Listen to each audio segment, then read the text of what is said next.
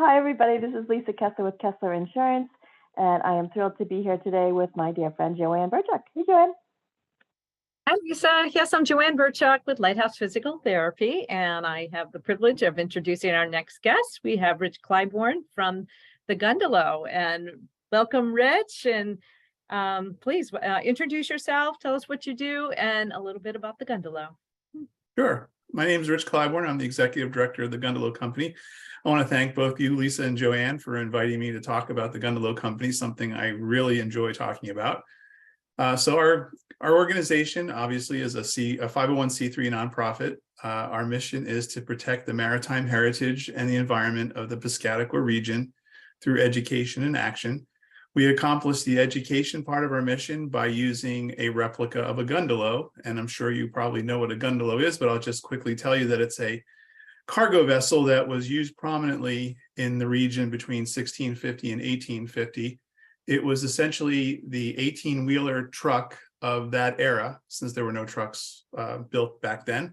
And it carried goods and materials from the Deepwater Port of Portsmouth up to the towns that lined the watershed. So up through Exeter and Durham and Newmarket and Dover and Eliot and places like that.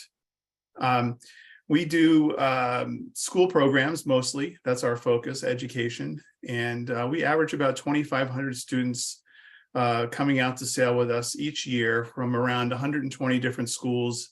120 different classes from 52 different schools. We also have a summer camp program that started back in 2016 and has grown to nearly 400 campers. We have 8 weeks of camp sessions that vary from the standard summer camp fare of nature walks and paddling and swimming in the back channel of the Piscataqua River. We do partner camps with Strawberry Bank Museum, with their boat shop. With the Portsmouth Shipyard, we do a sea perch camp, which is an underwater robotics camp. We do art camps at Wentworth Coolidge Mansion. We do paddling camps with Seven Rivers Paddling. I could go on forever, but it's just a wonderful program, and it gives us a chance to reach some of the younger folks in the area from ages 6 through 14. Just recently, within the last couple of years, we've started a little bit of a community outreach program. One of our former board members who passed away in 2018 left us some funds, and working with his wife and her family, we decided to come up with a program to reach out to the folks in this area who provide health and human services, the folks that are on the front lines, police, firemen, veterans, active duty military, folks who are working with some of our disabled folks and things of that nature, and we bring them out on the Gundalow. Their trips are paid for by the funds that come from this particular program, and it seems to be a very nice program for the folks that get out there and see what the river is all about and see Portsmouth from a different perspective. That's great. Oh my gosh, I was like thinking, I want to go back to being a kid and all of those camp programs that you offer. What was the underwater one? So there's a program that the Naval Engineering Command does called Sea Perch, and it's designed as a STEM type of a program for children in probably latter part of elementary school, middle school, and high school, and they put together a kit that turns into an underwater robot that they can control with controllers from the shore. And the program allows them to sort of explore the idea of controlling something from remotely, underwater and doing all those things. So the kids really get into it because they get to use tools, they get to solder wires together, they get to use controllers like they would at a video game, and they actually see what, when they're pushing the buttons, it's not just on a video screen, it's actually getting something to move, pick up objects, do all sorts of things. Oh, fun. Everything you do there is fun. I love it. So you have a lot of classes that come out. Tell us a little bit about the experience for them. What are the things they're learning? Are they also learning, I assume, about the boat and the history of all that in addition? Sure. So we have a program we call Celebrating Our Rivers. And the program consists of some stations that we have the kids go through. So when they get to the boat, we divide them up into 4 groups. So one group will go to the bow and they will do a little bit of navigation. So they'll learn a little naval science, if you will. We give them a compass and we teach them how to take a bearing on a fixed position on the shore. And then we translate that to a chart so they can see how to fix their position on the water, because there are obviously there's no lanes in the water to tell them where they are and where they're going. So that's a fascinating kind of thing. Another station we have is a marine animal station. So we typically bring with us some animals, lobsters, scallops, crabs, things of that nature. So the kids get a chance to investigate that. They get a chance to hold the animals and sort of understand a little bit more about the environment and why they're important to the environment. Another station is a water quality station where they get a chance to take some samples of water and look at the clarity of the water and understand that things that go on land can affect the clarity of the water. And the clarity of the water has something to do with the cleanliness of the water. And then the last station we put them through is a human impact station where they get to understand, again, that what happens on the land can eventually wind up in the water, and they get to see the impact. For me, that is the best station that they go through, because when I've sat there with the kids while they're going through it, almost entirely, all of them at one time, the light bulb goes on above their head and they realize that this thing that they're doing, whether it's something that's washing off of a street down into a stream and then into the river, they realize that it all winds up there. And then the other thing we teach them a little bit about, because there's a tidal range here in this area that's fairly famous. So the 3-dimensional model we use, we have everything run into the river and then out into the Gulf of Maine, and then we tip the model up to represent another tide cycle, and they see that the stuff that goes out into the Gulf of Maine sometimes returns back up the river because of the tide bringing it that way. So they understand that even though it washes out, it's probably going to come back because of the tides, and so it's somewhat permanent. So they understand they need to be more careful with what goes on. And we hope that they bring that back to their parents and their families and their friends and sort of express that desire to make sure that what we do on the land does not wind up on the water.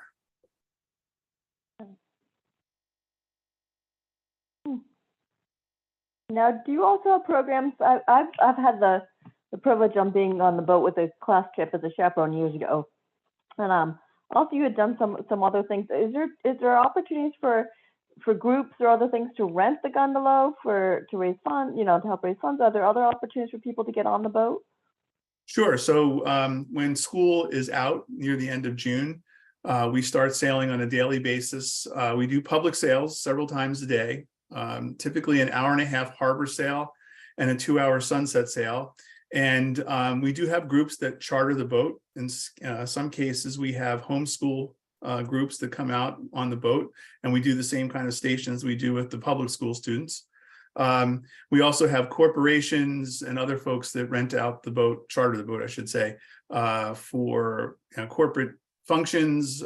We've done bachelorette parties, we've done birthday celebrations, anniversaries, we've had a couple of proposals, we've done a couple of weddings. You can do just about anything out on the Gundalow if you can think of it. So yeah, it keeps everything very interesting, and there's plenty of opportunities for folks and live in the area who are coming to visit to get out on the water and again see things from a different perspective. How many are required on your crew to run that? And is everybody on staff, or is it a mixture of staff and volunteers that run it? Yeah, so we have an office staff that consists of 5 people, and then we have a crew for the boat, which consists of our captain and also several crew members that go out on each sail. And then we also have opportunities for volunteers to join us out there for those folks who like to be out on the water and help out. It gives them an opportunity to do that. The folks that work on the boat are seasonal employees, so we have them from pretty much the beginning of May through the end of October. When we get to when school's in session, we don't sail every day, we sail on the weekends. And we do have a couple of charters that will happen during the week during those times, but those are few and far between. So mostly public sales on the weekends in September, October, May, and June, and then we're sailing every day from the end of June all the way through Labor Day. Do you mind backing up just a little bit? I'm kind of curious. How did the Gundalow Company start? What was the vision, and a little background on that? Sure, I can give you the long version or the short version, but I think you probably want the short version. Probably. So I say back in 1982, there were a group of men who were boat builders in this area, one of them being a gentleman by the name of Bud McIntosh, who was an apprentice to Captain Edward Adams, who of the Adams family in Durham on Adams Point.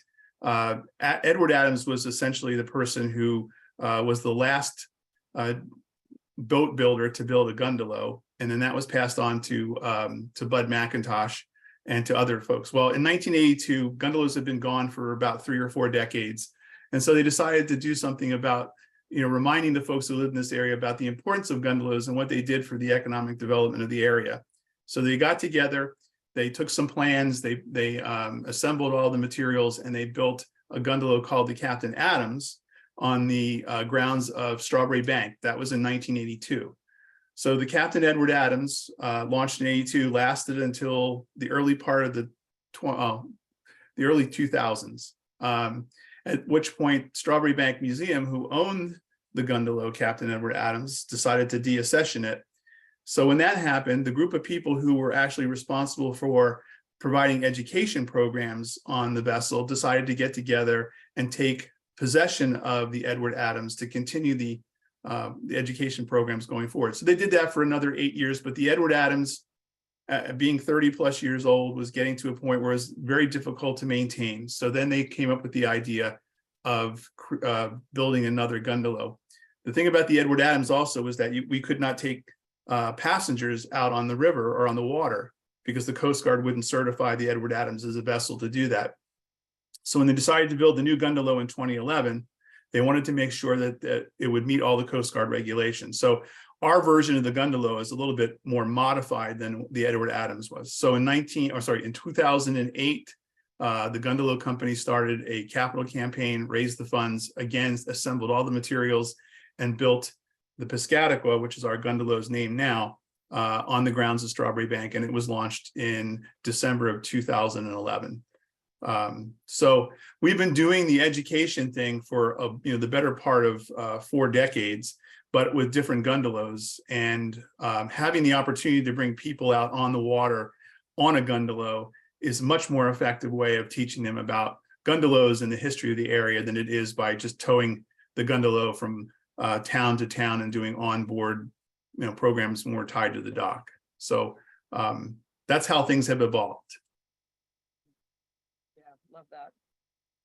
What are you finding are your biggest needs right now? Well, we need the weather to turn this season.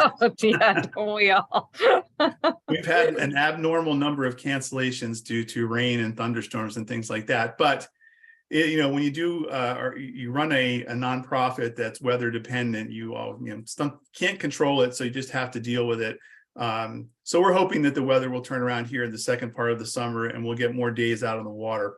Other than that, what we're looking at right now is the opportunity to grow our programs. So we're in the process right now of starting to put together some additional education programs that are going to focus more on marine science and also some workforce development for the maritime industries in the Piscataqua region.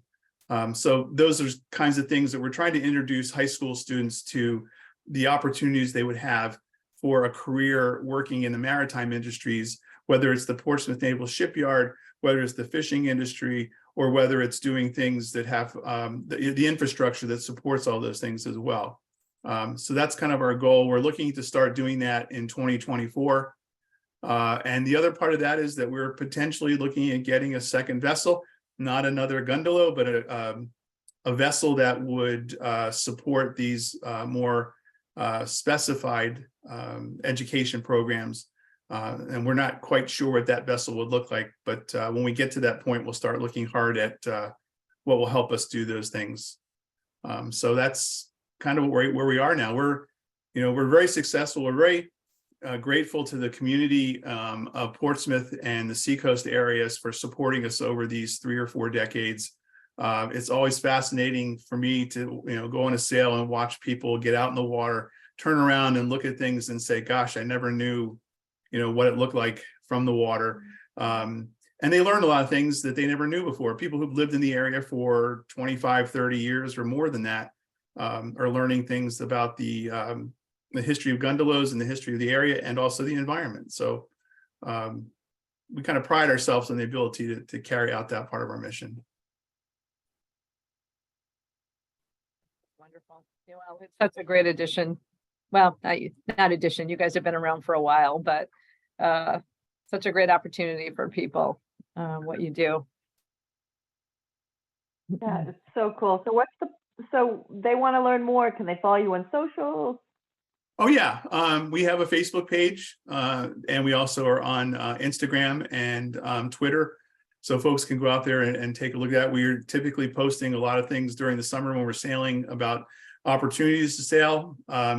We're about to go into this period right now where the tall ships are going to come into Portsmouth at the end of the month.